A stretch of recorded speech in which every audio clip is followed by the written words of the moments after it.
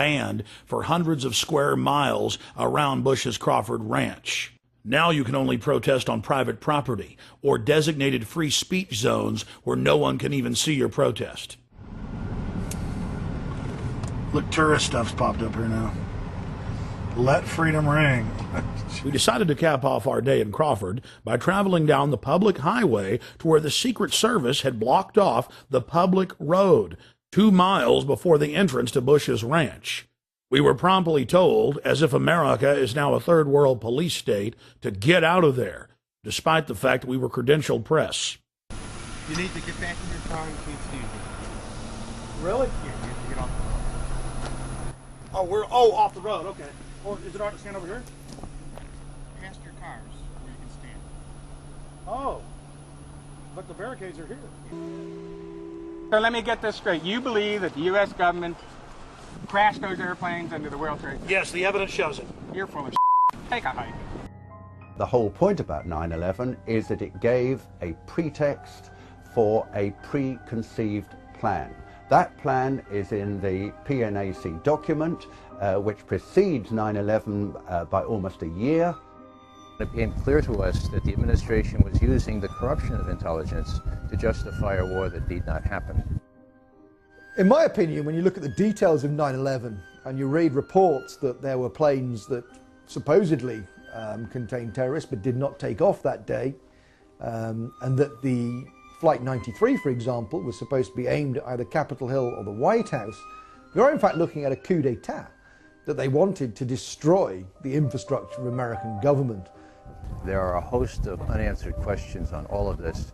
The reason they're unanswered is because this president, this administration, will not answer the questions. Why is it that perhaps the biggest question of all, why is it that after, on 9/11, 8:20 a.m., when it was undoubtedly, without any question, one of those planes had been hijacked, between 8:20 and 9:38, when the Pentagon was hit, an hour and 20 minutes, no US airplane was put into the air. There were drills on the day of 9/11 in which the American Defense Force was supposed to be dealing with mock hijackings. Obviously, those would have slowed down the response of national defense to the hijacked airliners. If American passenger jets go off course and they are tackled by American fighter jets, the default position is to shoot them down, and yet in this case, of course, none of that happened. There was the Andrew Air Force Base 10 miles from Washington. It has a squadron of F-16 fighters. None of those was put into the air. This is absolutely almost incredible. The most powerful military technological country in the world, albeit under a terrifying attack, was not able to put planes into the air, which actually could probably have stopped at least the second and third hits. And we've got to ask why George Bush sat there with a group of school children for 16 minutes after he'd been alerted to a plane going into the second tower. The president's in Sarasota. He's told that the second plane has hit the World Trade Center. And the Secret Service guy immediately says, "We're out of here." The president stays for 30 minutes, folks, for 30 minutes. Now, how do you explain that? I've talked to all manner of Secret Service people. They say, "We're out of here" was exactly the right reaction. Everyone knew where the president was. If not the president, you might have had some concern for these little kids. Why did he stay for 30 minutes? Why was he countermanded? The implication, of course, is he knew exactly what was going on, that he knew that he wasn't under attack. I think all of this needs to be explained. It wasn't in the congressional report. There was no serious examination of this. And there is the amazing statement made in the official congressional report that the American authorities have not managed to trace the source of the funding. And then the most amazingly disingenuous statement, ultimately, is it of little consequence. It is of massive consequence. The head of Pakistani intelligence at the ISI, Lieutenant Mahmoud Ahmed, requested Omar Sheikh, who is a well-known Islamic extremist who is now actually in prison in Pakistan, to wire $100,000 to Mohammed Atta, who was the lead hijacker. It is absolutely astonishing that that lead has never been followed up. as it happened, General Mahmoud was actually on a visit to the United States, both before and just after 9/11, and saw many leading government officials. For people to dismiss these questioners as conspiratorial advocates or conspiratorial theorists, that's completely out of line, because the questions remain because the president, who should be able to answer them, will not. We have plenty of evidence that the attack on Afghanistan was planned.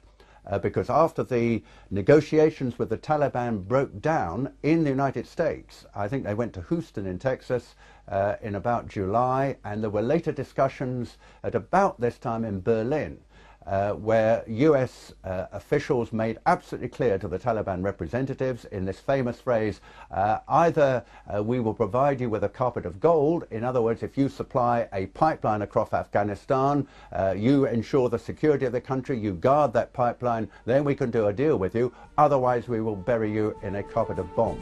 In the years since 9/11, scores of highly regarded individuals have gone public to express their serious doubts about 9/11. These include former presidential advisor and CIA analyst Ray McGovern, the father of Reaganomics and former Assistant Secretary of the U.S. Treasury, Dr. Paul Craig Roberts, BYU physics professor Stephen Jones, former German Defense Minister Andres von Bülow, former MI5 officer David Shaler, former Blair cabinet member Michael Meacher, former chief economist for the Department of Labor during President George W. Bush's first term, Dr. Morgan Reynolds, and many more. In early June of 2006, we traveled to Chicago to meet with fellow 9/11 truth seekers and expose the official story as a fraud. You cannot hide the truth. You will not hide the truth. It's coming out. Your crimes are coming out. Ladies and gentlemen, 9/11 is an inside job. It's a self-inflicted war. It's a government false flag terror operation. Research it. More people are waking up every single day. More people realize what the stakes are.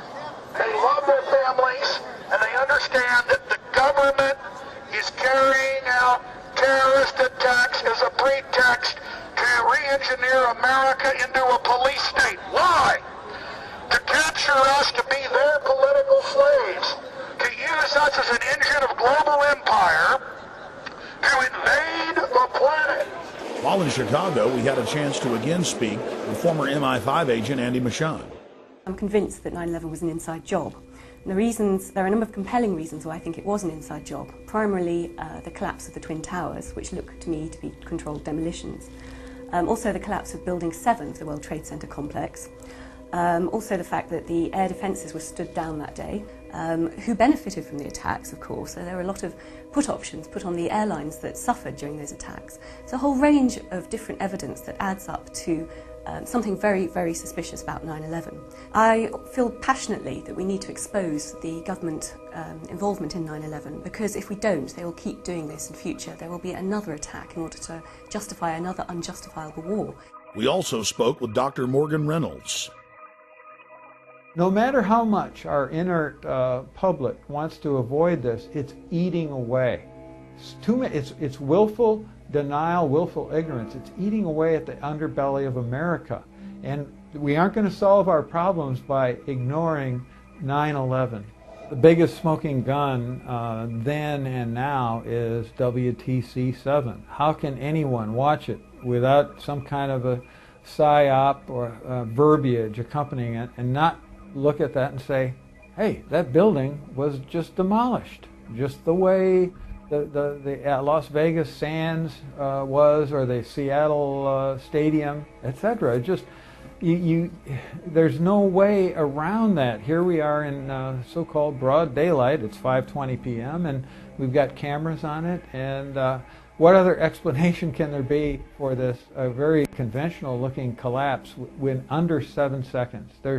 That just has crime, inside job written all over it. We need real convictions. We need arrests. We need prosecutions.